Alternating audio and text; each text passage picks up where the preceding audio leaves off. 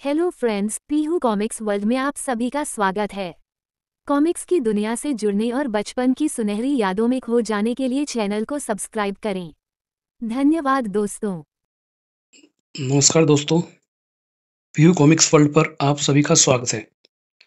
आज पढ़ते हैं राज कॉमिक्स की प्रस्तुति परमाणु सीरीज का अगला भाग, जिसका नाम है केकड़ा। लेखक हैं जिसके टीकाराम सीपीजी। रामनगर के जंगलों के पास 50 करोड़ की स्मैक को जलाने की तैयारी की जा रही थी। अगर स्मैक का यह स्टॉक केकड़ा तक पहुंच जाता तो वह इससे जाने कितनी जिंदगियां बर्बाद करता। सर, मैं शीघ्र ही केकड़ा तक भी पहुंच जाऊंगा। और केकड़ा अंडरवर्ल्ड की दुनिया का बेताज बादशाह पुकार रहा था, घायल सांप की तरह। केकड़ा, नहीं इंस्पेक्टर विजय, तेरा यह सपना कभी साकार नहीं होगा। मेरी क्रेप फोर्स तुम्हारे हर इरादे को नेस्तनाबूद कर देगी इंस्पेक्टर। इधर हवलदार सर, सारी तैयारियां हो चुकी है, बस आग लगानी बाकी है। ठीक है हवलदार, अब तुम आग लगाओ। हवलदार, ठीक है सर। स्मैक के ढेर की तरफ बढ़ा हवलदार। तभी कुछ उछला धरती के ऊपर से और चिपक गया हवलदार के मुंह और हाथ पर। फिर उसकी चित्कारियों से गूंज गया जंगल का कोना कोना। अगले पल दम से गिरा वह कटे हुए पेड़ की तरह। इंस्पेक्टर, हवलदार पंडू को क्या हुआ? मैं देखता हूँ सर। आंखें विस्मय से फैलती चली गई थी। केकड़ा सर, केकड़ा की क्रेप फोर्स आ ही तो पहुंची थी वहां पर। कोई कुछ समझ पाता उससे पहले ही उनका हमला। खूनी केकड़े कानून के रक्षकों से जो की भांति एक बार जो चिपकते हैं, फिर उनका अंत करके ही छूटते हैं। चीखों का बाजार गर्म होने लगा था। इंस्पेक्टर चिल्लाया, सर, केकड़ा आपके हाथ पर, हिलिएगा मत। ओफ नहीं। इंस्पेक्टर ने एक फायर किया। धाए, भून डालो इन केकड़ों को। मगर कोई गोली ना चला सका। चलाता भी कैसे? वे स्वयं शिकार हो रहे थे केकड़ों के। अब परमाणु बंद करी इस क्रेप फोर्स का सामना किया जा सकता है। झाड़ियों के झुरमुट में समा गया विनय और निकली अपराधियों का काल परमाणु। ये किरणें इन केकड़ों को जला देंगी। इंस्पेक्टर विनय ही परमाणु है, जानने के लिए पढ़े राज कॉमिक्स विशेषांक रिवॉल्वर। पुलिस वालों के जिस्मों से चिपटे केकड़े धरती पर गिरने लगे थे। कमिश्नर साहब और सभी लोग भागकर जीपों में चढ़ जाए। यहाँ से दूर हट जाए, मैं इन केकड़ों से निपट लूंगा। ओह परमाणु, परमाणु ठीक कह रहा है सर। अगले ही पर परमाणु की सलाह पर अमल हुआ और इसी वक्त एक वैन आकर रुकी। मैदान साफ हो गया है। क्रेप फोर्स ने एक बार फिर मोर्चा मार लिया है। अचानक एक साई को देख उनके बढ़ते कदमों को ब्रेक सा लगा। वह कौन हमारी तरफ आ रहा है? लगता है इसकी किस्मत में हमारी गुनों की गोलियां ही लिखी है। साया जो ही प्रकाश में आया, सभी के कदम उतले, मानो धरती खिसक गई हो। छलनी कर डालो इसको। गने गर्ज उठी थी, पर परमाणु भी छला हुआ था। आश्चर्य का तूफान आंखों में लिए चौके सब। कहाँ गया वह? अभी तो यहीं सामने था। परमाणु, मैं तुम्हारे सर पर हूँ बच्चों। आई, गोली चलाओ रे इस पर गोली तो तब चलाते हुए जब परमाणु अवसर देता उन्हें। हथौड़ा है या हाथ है इसका। परमाणु के वज्र प्रहारों ने मानो उनको नानी याद दिला दी हो। परमाणु ने भी अपनी किरणों के पास में बांध लिया उन्हें। अब जब तक पुलिस फोर्स आए तुम यूं ही अच्छे बच्चों की तरह बंधे रहो। कि तभी एक केकड़ा चढ़ा परमाणु के पैर पर। केकड़ों की फौज का हमला हुआ परमाणु पर। गूंज उठी परमाणु की सिसकारियां चारों तरफ।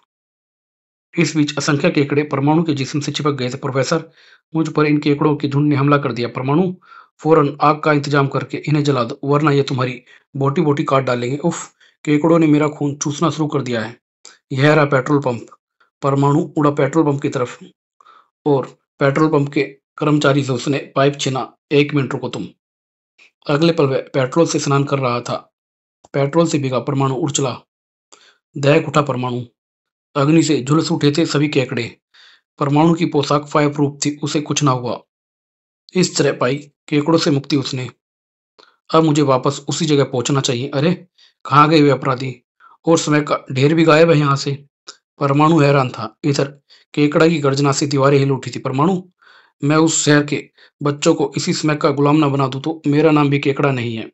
कल यह स्मैक चॉकलेट में मिलाकर शहर के बच्चों में बांट देना। अगली सुबह। सर, मैं इस धब्बे को अवश्य दूर करूंगा। 50 करोड़ की स्मैक केकड़ा पुलिस के हाथों से वापस ले आऊंगा। यह हमारे महकमे पर कलंक के काले धब्बे के समान है। इस केकड़े को जब तक पुलिस लॉकअप में बंद नहीं किया दूंगा, मैं चैन से नहीं बैठूंगा। वेल डन इंस्पेक्टर विनय, इसीलिए हम यह केस तुम्हारे सुपुर्द कर रहे हैं। उधर उसी वक्त अप्पू घर में। एक बार और जुला दो ड्राइवर अंकल। चलो बच्चे उतरो। बस 2 ही चक्कर, इतना मज़ा आ रहा था। नहीं, तुम इन्हें एक बार और झुलाओगे, पैसे मैं दूँगा। पर आप क्यों? इसलिए कि मुझे बच्चों से बेहद लगाव है। उनकी इच्छा एक बार और झूलने की है, ये रही उनकी टिकटें। क्यों बच्चों, झूलोगे ना एक बार और? सभी बच्चे बोले, हाँ। अनजान व्यक्ति, चलो सब बैठो ट्रेन में और एक-एक चॉकलेट लेते जाओ। वाह! चॉकलेट भी? अजीब खबती बूढ़ा है। खैर हम क्या करें? ट्रेन चल पड़ी, बच्चे खुश थे। खतरनाक मोड़ पर जब मुड़ती ट्रेन तो दिल दहल जाते हैं मासूमों के। 2 चक्कर खिलाने के बाद ऑपरेटर जूँ ही स्विच ऑफ करने लगा, ठहरो। ओह! रिवॉल्वर? ट्रेन न रुकने की धमकी दी उसने। बच्चों की किलकारियाँ चीखों में बदल गई थी। उफ़! मेरा सर घूम रहा है। सभी बच्चे चिल्ला रहे थे। रिवॉल्वर हटा ले बूढ़े। बूढ़ा नहीं, मैं हूँ डांगरू, और जब तक तुम मेरी दी गई चॉकलेट नहीं खाओगे, ट्रेन रुकेगी नहीं।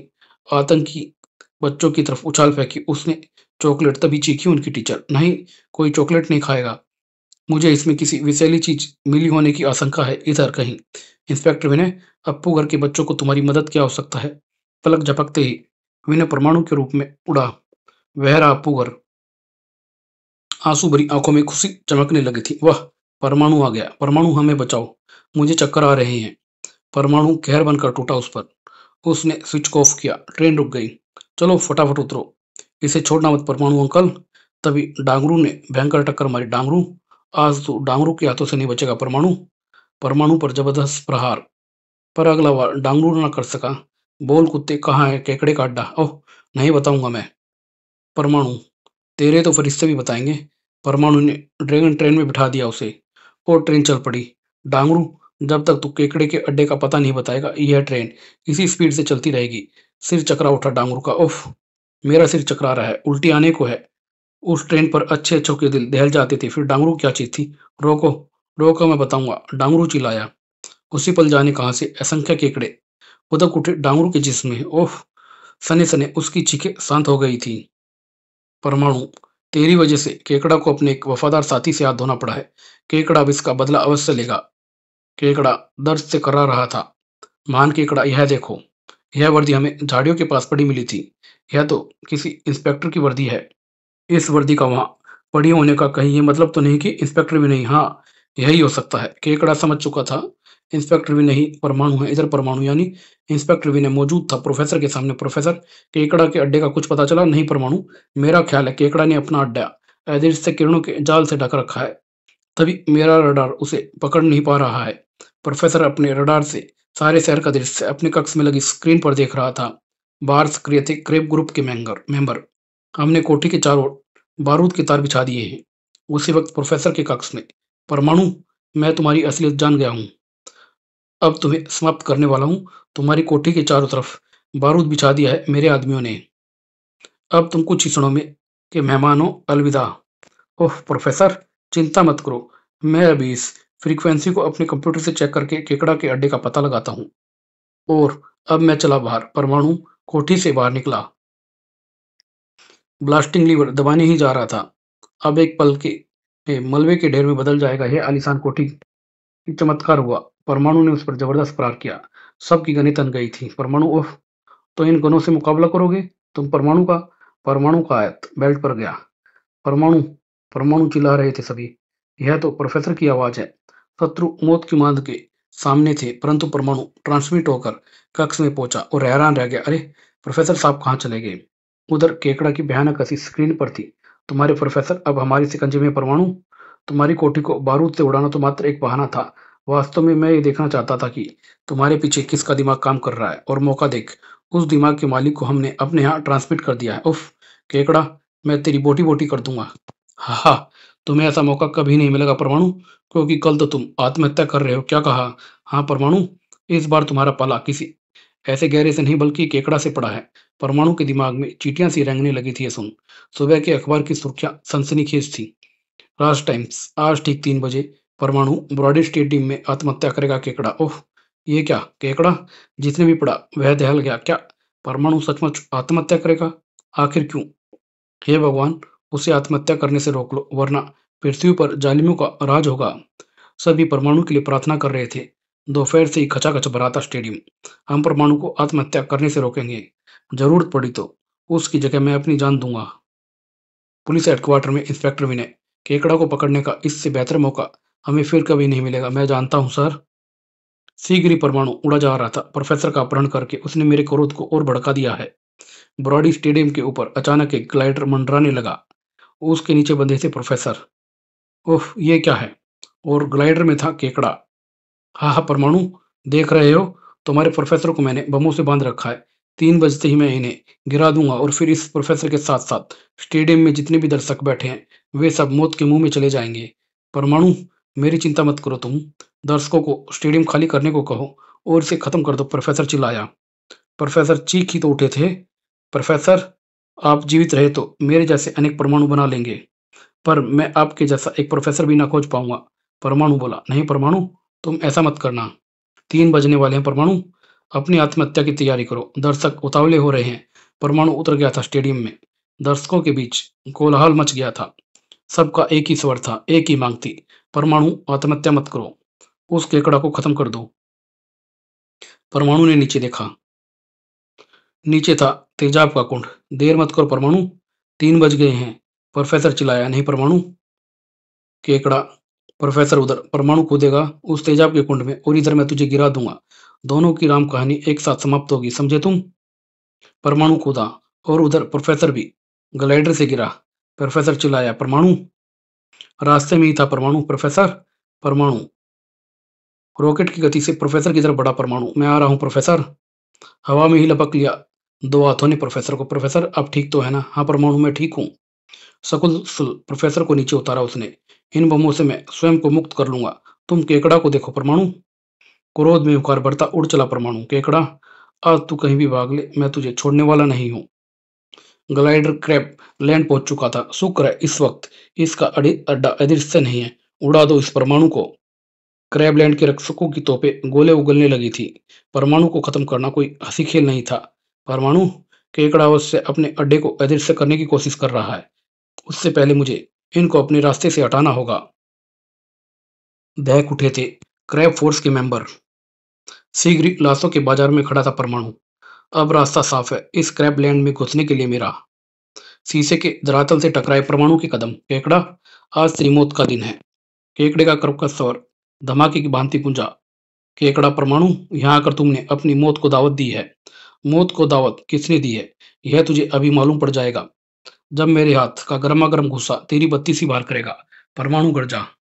केकड़ा, तुम्हारी यह तमन्ना कभी पूरी नहीं होगी परमाणु, क्योंकि मेरे मशीनी केकड़े आ चुके हैं। और सीढ़ी उठा परमाणु। एक बार तो उन मशीनी केकड़ों के भयानक रूप को देखकर, उफ, इतने भयानक केकड़े! केकड़ों के चुंगल में फंसने से बचने के लिए परमाणु उछला। तभी दूसरे ने छोड़ी एक किरण। ओह, इन केकड़ों के पास विनाशकारी किरणें भी हैं। अब मेरा काम आसान हो जाएगा। पर परमाणु ने तो मानो स्वयं को रॉकेट बना रखा था। केकड़ा गरजा। नहीं, केकड़ों की सोलर किरणें अब क्रैबलैंड पर ही विनाश बरपा रही थी, क्योंकि परमाणु पूर्ति का देवता बनकर किरणों से साफ साफ बच जाता था। Very good, very good. परमाणु खुश हो रहा था। हा हा, केकड़ा देख रहा है तू कैसे तेरे ही केकड़े तेरे क्रैबलैंड का कबाड़ा कर रहे हैं। मैं अभी इन्हें रोकता हूँ। केकड़ा गरजा। पर परमाणु के एक ही गुस्से ने उसे जमीन में दिन में तारे दिखा दिए थे। नहीं प्यारे केकड़े, अब तो तू यह तबाही मचने ही दे। कि तभी एक केकड़े से निकली किरणें। मौत की उस सोलर किरणों के घातक वार से परमाणु ने स्वयं को बचाया, पर उन्हीं किरणों से केकड़े की एक टांग बेकार हो गई थी। क्यों? आ रहा है ना मजा? केकड़ों की विनती पर परमाणु ज्वालामुखी की भांति फट पड़ा।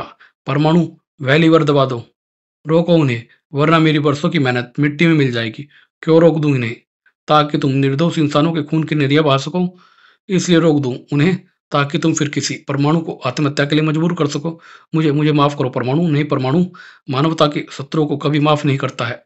तुम्हारा अपने मशीनी केकड़ों को हुक्म है कि वे मुझे खत्म करें। वे अंतिम समय तक मुझे अपनी सोलर किरणों से खत्म करने की कोशिश करेंगे, पर परमाणु को मारना तो दूर, उनकी सोलर किरणें मेरे जिस्म को छू भी नहीं सकती हैं। हाँ, तुम्हारी ये अलंका जरूर उनके कहर का शिकार बनेगी। परमाणु उड़ चला। कंट्रोल पैनल में एक जबरदस्त धमाका हुआ। परमाणु होशा। परमाणु, इस क्रैबलैंड का कंट्रोल पैनल ब्लास्ट हो गया। अब सिर्फ 2 मिनट में है ज्वालामुखी की भांति फट जाएगा। तो फिर ठीक है, तुम यहाँ बैठकर अपनी लंका की तबाही का नजारा देखो, मैं तो चला। केकड़ा गरजा। नहीं परमाणु, मुझे भी अपने साथ ले चलो, मरने से मुझे बहुत डर लगता है। ठीक है, पर एक शर्त है, तुम्हें अपनी दूसरी टांग भी अपने हाथों काटनी होगी, ताकि जिंदगी भर तुम अपनी दोनों टांगें कटी देख यह समझ सको कि परमाणु का बदला कितना भयंकर होता है। मुझे मंजूर है ये। मजबूरी में इंसान अपनी गर्दन तक काट लेता है। फिर तो ये सब सिर्फ टांगे ही थी। लो परमाणु, मैंने टांगे काट ली हैं। हाँ, अब ठीक है। मैं तुम्हें अपनी किरणों के पास में बांधकर सारे शहर में घुमाऊंगा। परमाणु ने उसे अपनी परमाणु की नौ में बांधा और उसे लेकर उड़ चला था। प्रोफेसर, जेल की कोठरी खाली करवा दो। मैं केकड़ा को लेकर आ रहा हूँ। I am proud of you परमाणु। उसी पल नीचे गूंज रहे थे धमाके। यही थे विजेता परमाणु की जीत के निशान, केकड़ा की तबाही के निशान। देश के शत्रुओं के लिए खुला चैलेंज थे ये कर्णफोड़ गगनभेदी धमाके। धड़ाम। और इसी के साथ यह अंक यहीं समाप्त। धन्यवाद दोस्तों।